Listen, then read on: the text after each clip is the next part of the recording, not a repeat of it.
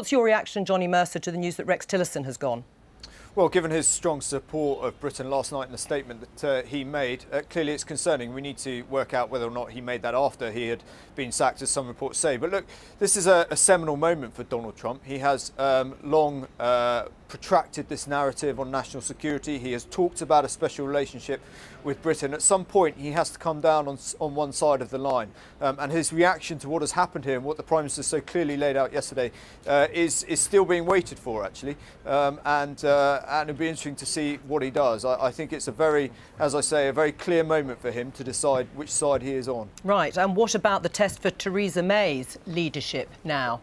Well, look, I mean, I've said things about Theresa May's leadership in the past, that we need to do more on vision and so on. Yesterday she was absolutely in her prime. You know, the country needs that resilient, sort of strong leadership. She hit all the right notes, and the contrast between her and Jeremy Corbyn was extraordinary.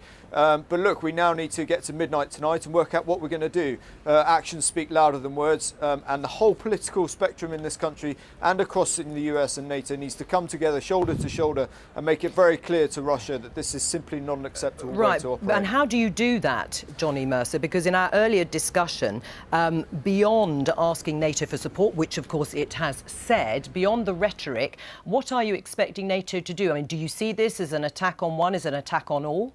Look, those are the discussions that are going to be had at the National Security Council level that's set up by David Cameron. There are various levers they can pull around sanctions, around expulsions, around contributing to the forward presence that's currently going on the eastern flank of NATO. These are all options, and I wouldn't recommend one to the Prime Minister at the moment, but I know that she will come forward with a strong one, and we need to absolutely support her in that.